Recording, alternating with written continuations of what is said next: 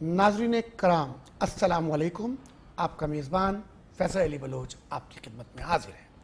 नाज़रीन, हम नूर सहर सहरी ट्रांसमिशन में सेगमेंट इल्म व आगाही के साथ हाजिर खिदमत है।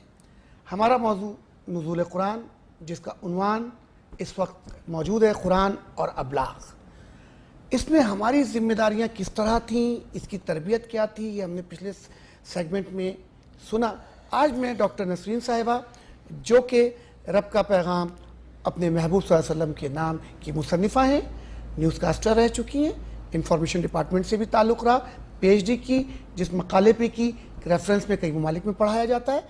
डॉक्टर साहिबा से आज मैं ये सवाल करूँगा कि जो जदीद उलूम हैं, इनका कुरान की रूह से अबलाग से क्या ताल्लुक़ है, और ये जदीद उलूम दरअसल किसकी मीरास है और ये किसकी विरासत में आते हैं। इस हवाले से मैं चाहूँगा कि डॉक्टर साहिबा नौजवान नस्ल को, और वो नस्ल भी जो इस नौजवान नस्ल की तरबियत कर रही है, थोड़ा उन्हें भी इस तरफ झिझोड़ें। आपने बस वो मेरी दुखती रग को छेड़ दिया है कि विरसा तो ये हमारा था। जी जी। कुरान में कहा गया था कि तुम्हें मैंने इतनी ताकत और इतनी सलाहियत दी है इंसानों को। यहाँ अब क्या बात हो रही है? इंसानों की बात हो रही है। तुम इन उलूम पर अगर उबूर हासिल कर लोगे, जिसमें एस्ट्रोलॉजी है, सितारों सैयारों का इल्म है, जिसमें तिब का, जो इंसानियत को फ़ायदा पहुंचाने के लिए जो उलूम है, इंसान की रूह और जिस्म दोनों को तालीम की ज़रूरत है और तरबियत की ज़रूरत है, तो उसमें इल्म तिब, फिर उसमें इल्म तबैयात, पौधों का इल्म, ठीक है, हिसाब किताब, जिसका मुआशियात से सबसे गहरा ताल्लुक़ है इंसान की ज़िंदगी से, नबातियात, इल्म नबातियात, पौधों का इल्म जो है, जैसे आप बायोकेमिस्ट्री, केमिस्ट्री, दवाइयों का इल्म, ठीक है ना। तो ऐसा तो नहीं है कि जदीद मेडिकल साइंस जो आ गई है सिर्फ उसका। हकीम जो होते थे, ठीक है ना, हकीम उमर ख़याम, हकीम लुक़मान, ये कौन लोग थे? आज के बड़े बड़े फिजिशियंस और सर्जन्स को समझ लीजिए उस ज़माने के, बिल्कुल ठीक है। तो ये जो थे ना, हमसे पहले साहिब किताब और साहिब अंबिया थे, ये बड़े तेज़ लोग थे। इनकी किताबों में आ चुका हुआ था, इनके राहिब, इनके मुफस्सिरीन किताब छुपाते ज़रूर थे अपनी उम्मतों से, लेकिन उनको ये मालूम था कि एक किताब और एक नबी ऐसा आएगा जिसके बाद कुछ नहीं है। उन्हें पता था ये सबसे मॉडर्न बुक है, जो कुछ होगा इसी में होगा। उन्होंने इंतहाई चालाकी से और हमारी लालच और हमारी बेखबरी से और हमारी जहालत से, चूँकि अरबों पर जहालत, यानी मैं कहती हूँ अल्लाह ने बस वो ये सबसे अच्छी किताब और नबी भी उन्हीं जाहिलों में भेजा जो आज के दिन तक जिन्हें कुरान समझ में नहीं आया। ये तवील मौजू है, इस पे जा सकते हैं कि अल्लाह ने उनको किन किन नेमतों से नवाजा। अल्लाह ने उनको, हम इस पे जब आप दूसरा एक सेगमेंट आपका है कुरान और मईशत, जी जी, उस पर जब आएंगे तो मैं बताऊंगी कि अल्लाह ने कितना नवाजा और हमने कहाँ कहाँ नाशुक्री की है।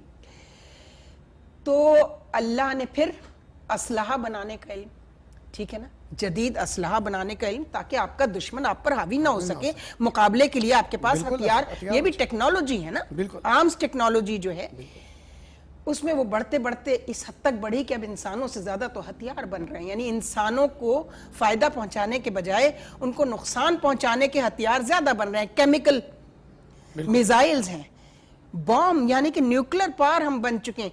तो ये किसने बताया था?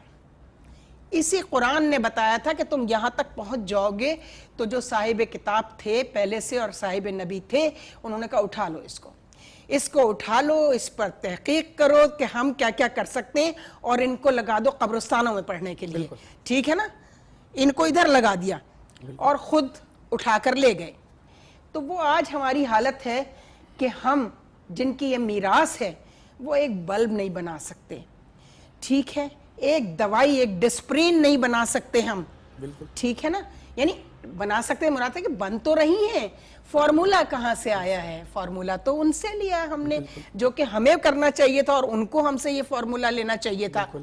तो इससे बड़ी बदकिस्मती किसी भी कौम, किसी भी मज़हब के मानने वालों की नहीं हो सकती कि सब कुछ उनका हेरिटेज हो, उनका विरसा हो, और कुछ और लोग उठा कर ले जाएं और उससे हर तरह के फ़ायदे भी उठाएं और मौजिद भी खुद बन जाएं, जबकि मौजिद उसका हमें बनना था। इजादात का इनका मौजिब हमें बनना था, हम नहीं बन सके।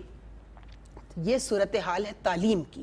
یہ تعلیم ہے, یہ جو جدید علوم کی آگہی جو ہے یہ تعلیم ہے, اور ابلاغ کے اس کو حاصل کیا جائے وہ ہے جو ہم والدین کہتے ہیں بیٹا یہ کام تم کر لو. آپ کے والدین نے کہا ہوگا نا کہ بھائی تم طبیعیات پر, تم کیمسٹری پر, تم میتھمیٹکس پر کام کرو, پڑھاؤ. آپ پڑھا بھی رہے ہیں اور اس سے آپ کو آپ کی روزی روٹی کا بھی اللہ نے بندوبست اس کے ذریعے کر دیا.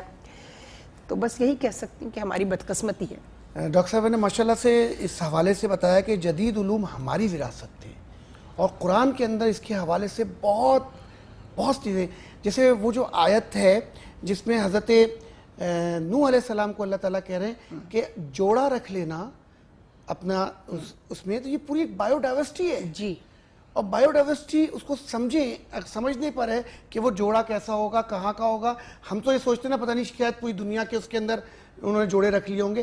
وہاں زوج کا ذکر آ رہا ہے, یعنی وہ جوڑا جو فیملیز, جیسے میں آپ کو بتاؤں کہ گیدڑ ہے, لومڑی ہے, کتا ہے, یہ ساری ایک فیملی ہے. تو ایسا جوڑا, تو بایو ڈائیورسٹی پڑھائی گئی, وہاں بایو ڈائیورسٹی بتائی گئی. تو ڈاکٹر صاحب جدید علوم میں یقیناً اگر ہم بات کریں تو قرآن کے اندر ہر چیز موجود ہے. آب حیات کہاں ہے یہ بھی اس کے اندر موجود ہے. اس کے اندر یہ بھی موجود ہے کہ سورج کیسے طلوع ہوتا ہے اور کیسے غروب ہوتا ہے.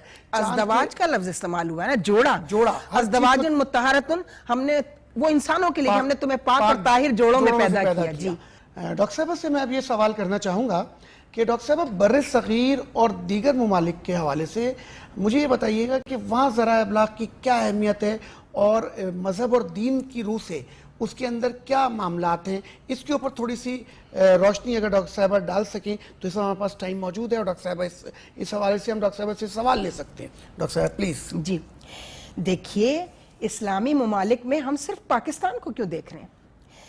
آپ ملائیشیا, ایران, انڈونیزیا, ٹرکی, میں ان 4 ممالک کی مثال آپ کو دوں گی. ایران تو خیر اس کی تو یعنی اولڈسٹ سویلائزیشن جو ہے, سویلائزیشن کیا ہے؟ تہذیب کی تعلیم. تو وہ سب سے اولڈسٹ سویلائزیشن ہے ایجپشن, پرشین اینڈ رومن. یہی 3 پرانی تہذیبیں ہیں جو اس وقت موجود ہیں. اور یہ ملیشیا کو کیا کہیں گے؟ ملیشیا میں آپ کو پتہ ہے کہ ملیشیا کا ابلاغ, ان کا ٹیلی ویژن کیسا ہے؟ ان کی جو ان کی سٹڈیز ہوئی ہیں ان کے یہاں, ہیومن ریسرچ جو ہے, ہیومن سٹڈیز جو ہوئی ہیں کہ انسان کیا ہے, انسانوں پر ریسرچ ہوئی ہے ان کے یہاں. اور ہم جب میں ڈاکٹریٹ کر رہی تھی اپنا, چونکہ ماس کمیونیکیشن میں ہے, ٹیلی ویژن تو اس کے بعد میں ایک میڈیم آتا ہے, تو میں حیران رہ گئی تھی. ان کی جو سٹڈیز ہیں, ریسرچ پیپرز ہیں, وہ پوری دنیا میں ریفرنس میں لگے ہوئے ہیں. اور میں بھی وزٹنگ پروفیسر تھی سین یونیورسٹی ملیشیا میں. تو میں جب پہلی مرتبہ وہاں گئی تو میں اب ان کی ابلاغ کی صورت بتا رہی ہوں. میں جب ایئرپورٹ سے یونیورسٹی کی طرف جا رہی تھی تو میں نے دیکھا چھوٹے بینگلوز بنے ہوئے ہیں, جیسے ہمارے, میں سمجھی جیو آر میں جیسے ہمارے بنے ہوتے ہیں. اور اس میں ان کی اپنی بنائی ہوئی گاڑی, موٹر سب کے گیراج میں کھڑی ہوئی ہے, چھوٹی. تو میں سمجھی یہ ان کا کوئی بیوروکریٹس ہوں گے, یہ جیو آر ہوگا ان کا. تو میں نے ڈرائیور سے پوچھا کہ یہ کن کے گھر ہیں؟ آپ حیران رہ جائیں گے سن کر. تو انہوں نے کہا کہ یہ اسکول ٹیچرز کے گھر ہیں. اور یعنی اسکول ٹیچرز کو زندگی کی وہ فیسلٹیز پرووائڈ کرنا کہ وہ غلط راستہ, ٹیوشن سینٹر نہ کھولیں یا دل نہ لگے ان کا پڑھانے میں, وہ انہوں نے ان کی وہ ضرورت پوری کر کے تعلیم کو ترقی دی, ابلاغ کو ترقی دی. دوسرا سنیے, میں نے پھر وہاں پہنچ کر یونیورسٹی میں جو پہلا ہمارا وہ ہائی ٹی وغیرہ تھی, تو اس پر میں نے ان کے لوگوں سے پوچھا کہ یہاں پر بڑی ٹیچرز کی تو بڑی زبردست سیلریز کہتے ہیں. جی ہاں, کمفرٹس. تو کہنے لگی ہمارے یہاں 2 ہی ہائیسٹ سیلری پیڈ کلاسز ہیں.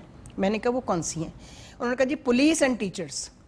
جب پولیس کو اس کی مالی اس کی جو فائنینشل اس کی فیسلٹی ہے اس کو آپ اتنا زیادہ کور کر دیں گے تو نہ اسے رشوت لینے کی ضرورت ہے, نہ اس کو اس کام سے توجہ ہٹانے کی ضرورت ہے جس پر وہ مامور ہے.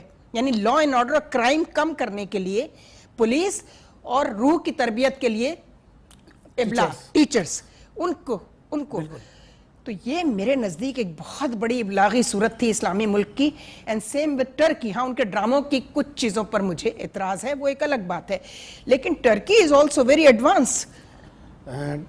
ماشاء اللہ سے ناظرین کرام, ڈاکٹر صاحبہ نے جس طرح بتایا کہ یہ ترقی معاشرہ تب کرتا ہے جب وہ اپنے معلم کو عزت دیتا ہے. یس. اور یہ عزت تب ملتی ہے جب اس کی تمام ضروریات ریاست برداشت کرتی ہے, اور ریاست تمام چیزوں کو جب تعلیم کو خاص طور پہ عام کر دے اور تعلیم لوگوں تک پہنچے, تو یہ وہی علم ہے جس پر یہ انسان اشرف المخلوقات کی صف میں جاتا ہے. تو ناظرین کرام, ہم نے یہاں یہ دیکھا کہ ابلاغ یعنی وہ ذریعہ یا وہ میڈیم یا وہ وسیلہ جو وہاں سے چلا ہے اور چل کر اب ہمارے اندر صلاحیت کر رہا ہے, یہ پازیٹیوٹی کی طرف اس وقت جا سکتا ہے جب ہم اور ریاست مل کر اس کا وقار بلند کریں. تو ناظرین کرام, نور سحر ٹرانسمیشن کے اس سیگمنٹ علم و آگاہی, جس کا موضوع ہمارا بہت عمدہ اور بہت خوبصورت نزول قرآن, اور نزول قرآن میں ہم بات کر رہے ہیں قرآن اور ابلاغ کی. اگلے سیگمنٹ میں پھر ملتے ہیں. مجھے فیصل علی بلوچ اور ڈاکٹر نسرین صاحبہ کو اجازت دیجیے. السلام علیکم. اپنا بہت خیال رکھیے اور اپنے فیڈ بیک سے مطلع کرتے رہیے. بہت شکریہ.